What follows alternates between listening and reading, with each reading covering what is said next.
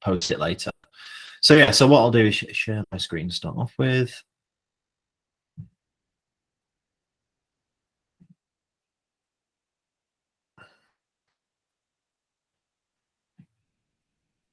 Cool, you can see this sleep upgrade. Yeah, cool, awesome. Yeah, so kicking things off, the sleep upgrade. In this workshop, we're going to talk about how you can upgrade your sleep, so how you can get more of it.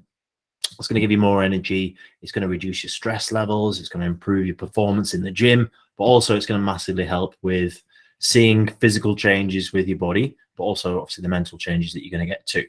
So yeah, in here, what we will cover today will be the power of sleep. So why it's important to make sure you are getting enough, and obviously the benefits of doing so. Then we'll have a bit of a discussion with you, Peter, about are you getting enough? So some questions to kind of ask yourself, and we can have a bit of a brainstorm on that. Oh, someone's here now. Perfect timing.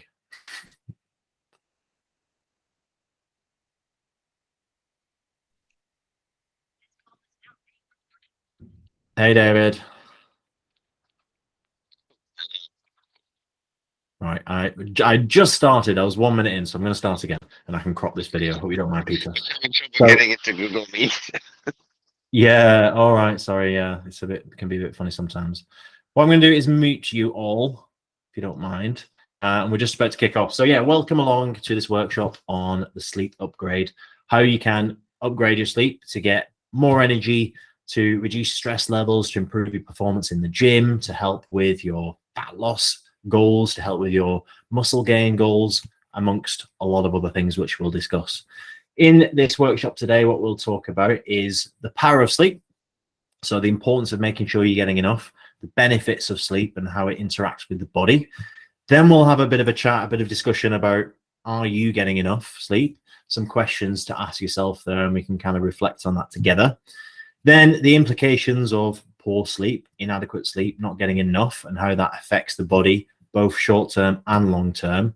And we'll talk about some practical ways that you can get more as well. So dream big, the power of sleep. So sleep is obviously very important for the body and all of its functions, but I think you'll probably agree in this day and age, we don't get enough of it. And this leads to a whole host of problems and health implications, which we'll get to soon. But sleep is kind of often overlooked as a problem or as like an instigator to how you're feeling, how you're performing in the gym and out of the gym. But this is one of the most elemental kind of foundational things to assess and bring awareness to. This is why I ask you in all the check-ins, asking how much sleep you're getting, the quality of your sleep, because it really affects absolutely everything. So I've read this book a few years ago, Why We Sleep by Matthew Walker, and it's a really great book. It's well worth a read. But I'm going to read this out to you. So scientists have discovered a revolutionary new treatment that makes you live longer, enhances your memory, and makes you more creative. It makes you look more attractive. It keeps you slim, lowers your food cravings. It protects you from cancer and dementia. It wards off colds and the flu. It lowers your risk of heart attacks and stroke, not to mention diabetes. And you'll even feel happier, less depressed, and less anxious. Are you interested? Sounds like a magic pill, doesn't it? But this is what sleep does to us. So it's why it's so important to make sure we are getting enough. Benefits of getting sleep is it's going to improve your physical health, of course. It's going to improve your emotional well-being and your stress and your anxiety levels. It's also massively going to help with your athletic performance, your performance in the gym. It really interacts with your ability to lose body fat. So it helps regulate fat loss and also with building muscle as well. This is when the magic happens, when we are sleeping. So that is massively important too.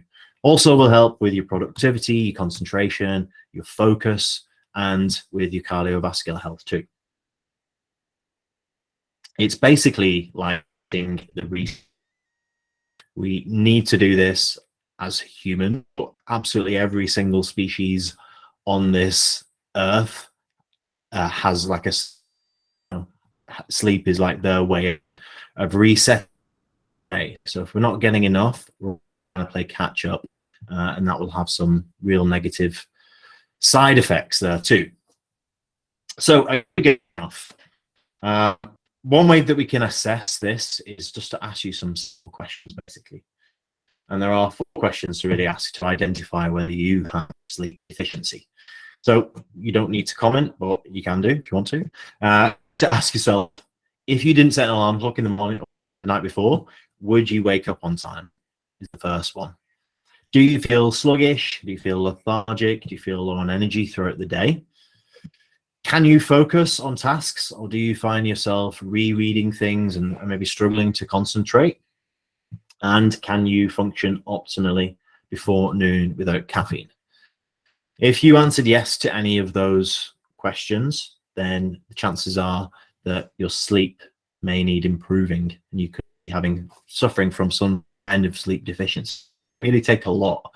As we'll talk about in a second, there's the short-term implications of being deficient in sleep. You know, if you miss a night's sleep, or if you get, if you just have a shit night's sleep, you're going to feel crap the next day. It's more or less guaranteed, isn't it?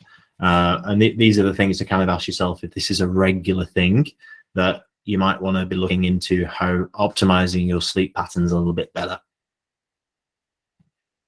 So sleep deprived, the dark side of poor sleep. None of us want to be walking around like a zombie all day doing. But here we're going to talk about the short-term impacts of not getting enough sleep, poor sleep. And there's a list here.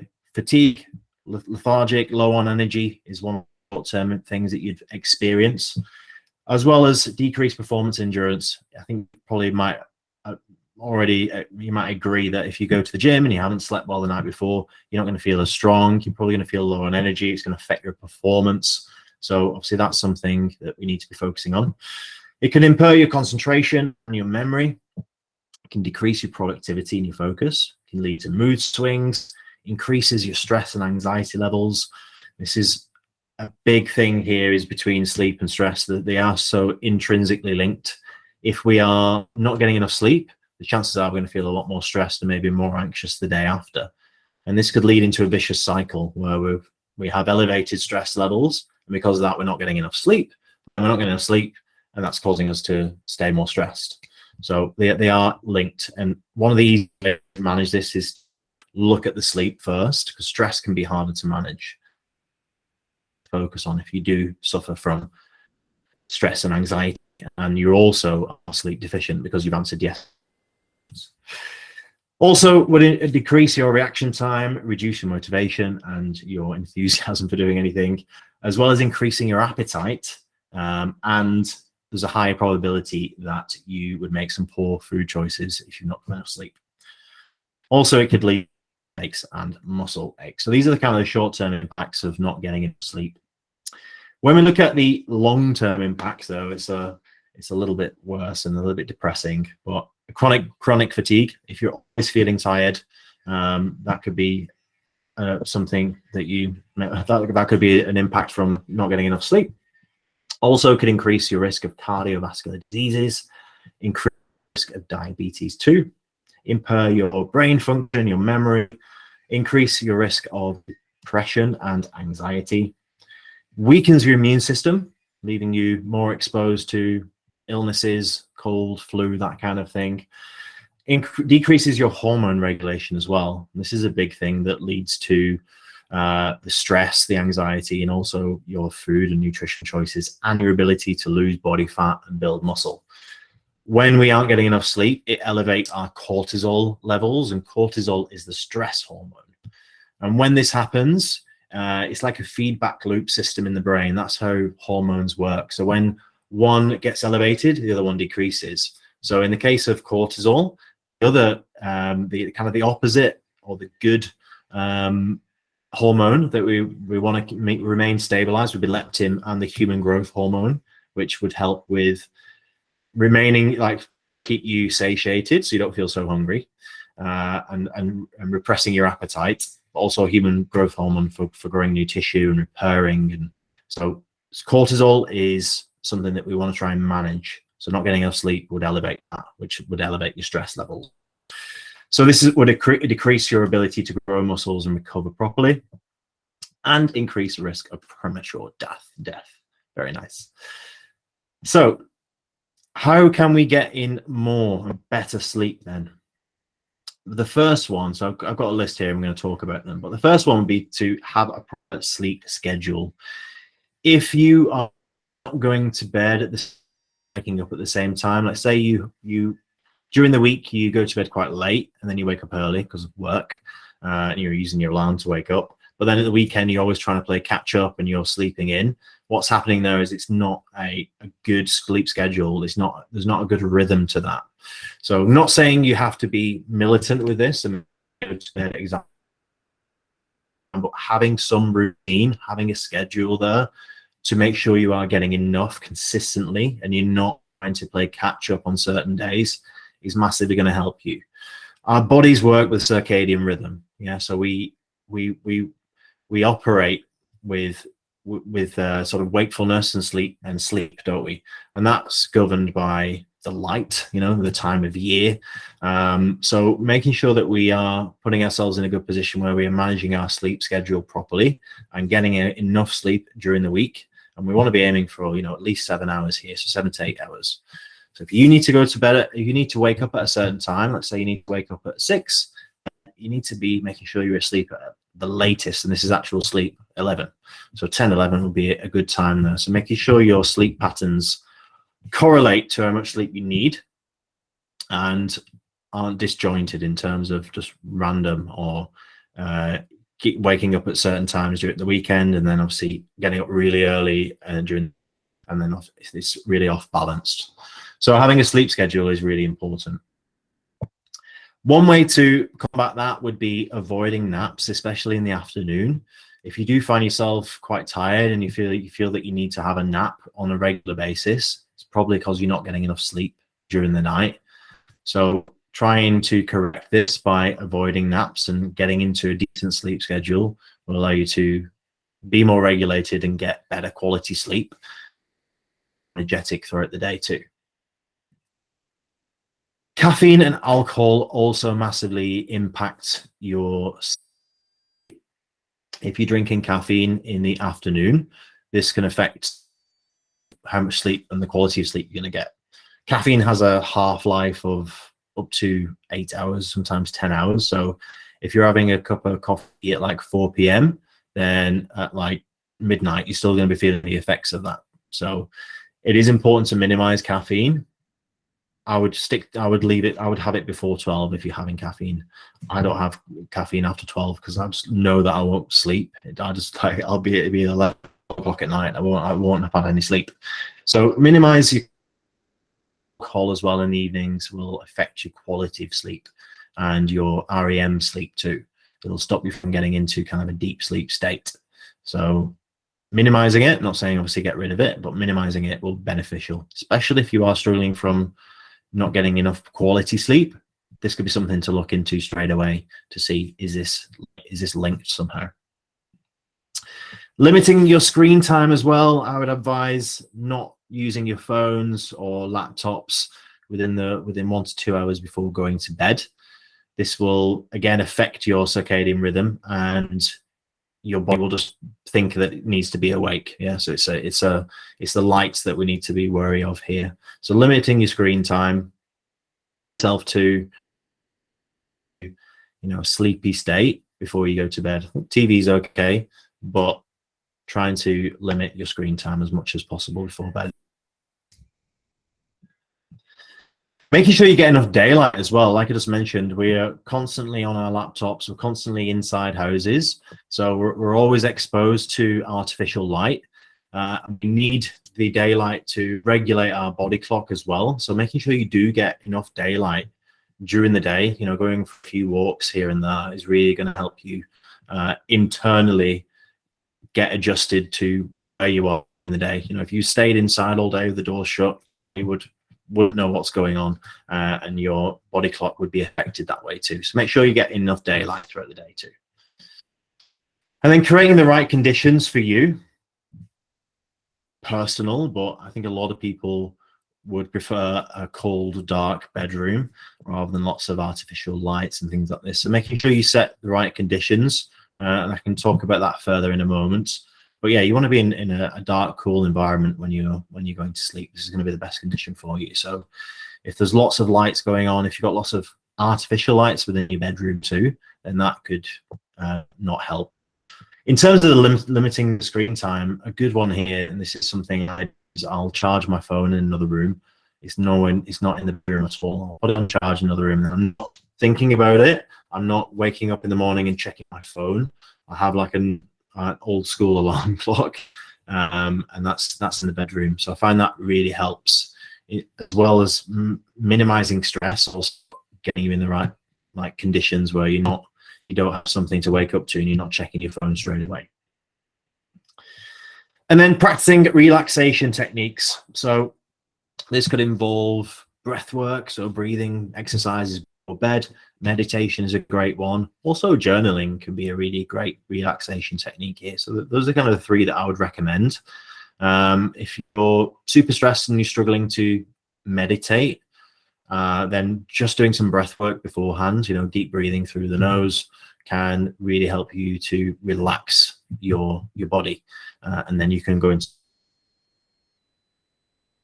sort of relaxation technique. It could be reading, it could be listening to a podcast, whatever works for you. But the three that I kind of like is meditation. I use an app called Headspace, and they do have some really good sleep stuff on there. Some meditations on sleep, also some like sleep stories, which are quite cool, and they're very relaxing. Also, journaling is a great one. Reflecting on the day, just writing down 10 things that went well today that you wouldn't really normally think about. You had a good conversation with someone, you saw something nice, just bringing some positivity to your day, when sometimes we can always be in a negative state and we always focus on the negatives. And if we focus on the negatives, we end up getting more stressed, and that affects our sleep.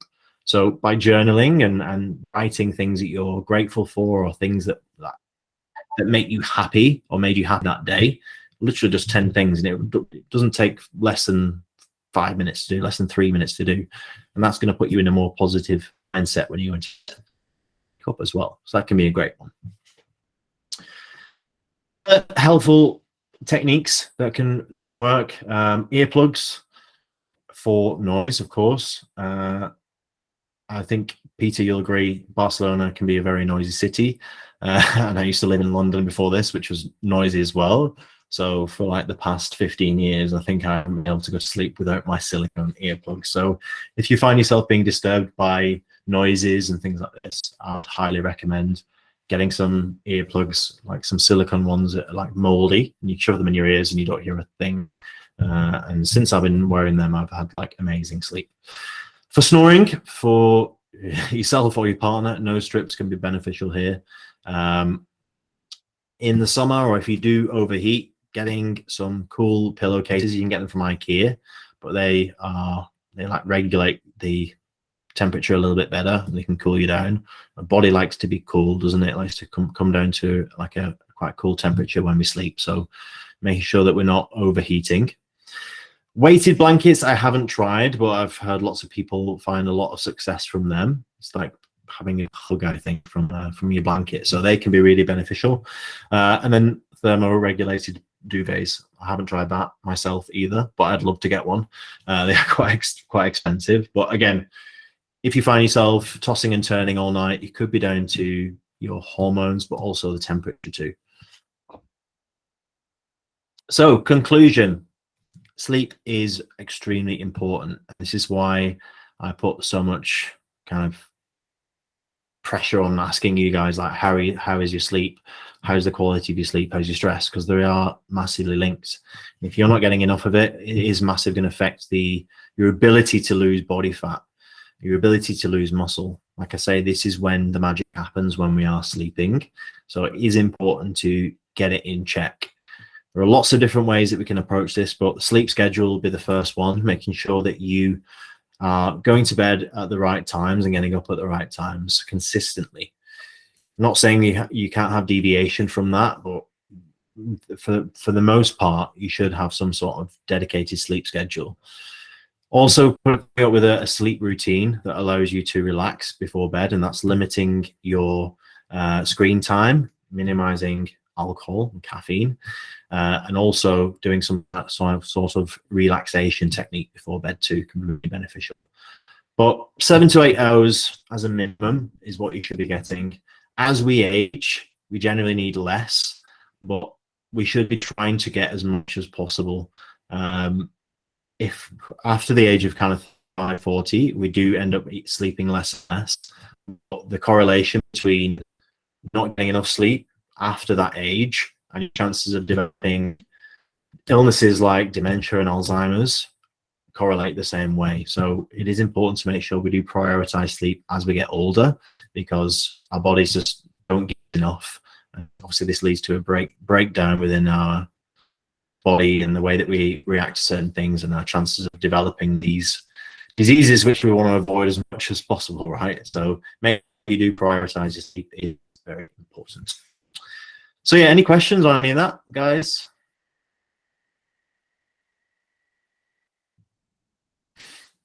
It's all You can very turn clear. your cameras on. No, makes sense. Yeah, I mean, Yeah. I sleep regularly 8 hours, and I do notice a difference, but I still feel like I could sleep more. But maybe that's because of my work stress, sorry, and everything else. But maybe also because it's winter, and in winter always, have it more difficult to wake up in the morning. So Yeah. Okay. Did you, when we talked about the questions to ask, did any of those pop out to you? yeah, I don't think I would wake up without an alarm. Yeah. So it might be a case of the sleep quality. If you're finding yourself struggling to get out of bed in the morning without the alarm, and you're, I know you're saying you're getting about 8-9 hours, but if it's not quality sleep, that can obviously lead into the issues that we talked about. Yeah, my app tells me that it's light sleep and not deep sleep enough. So the ratio is 2 to 3 hours of deep sleep only, and more like 5 hours of light sleep. So that's not something I can control at this point. But I mean, that's what the data says. I don't know how trustworthy Chinese data is from my Xiaomi whatever thingy, but it's an indicator. Yeah, definitely. I mean, you'd have to have some tests done, I think. But if the stress is an issue for you at the moment, then that could affect your quality of sleep as well.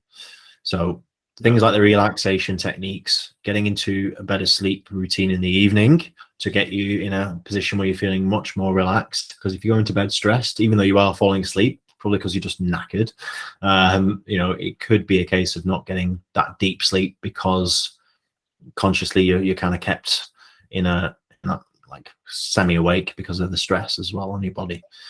So I would suggest doing some of the relaxation techniques there. Do you do anything at the moment?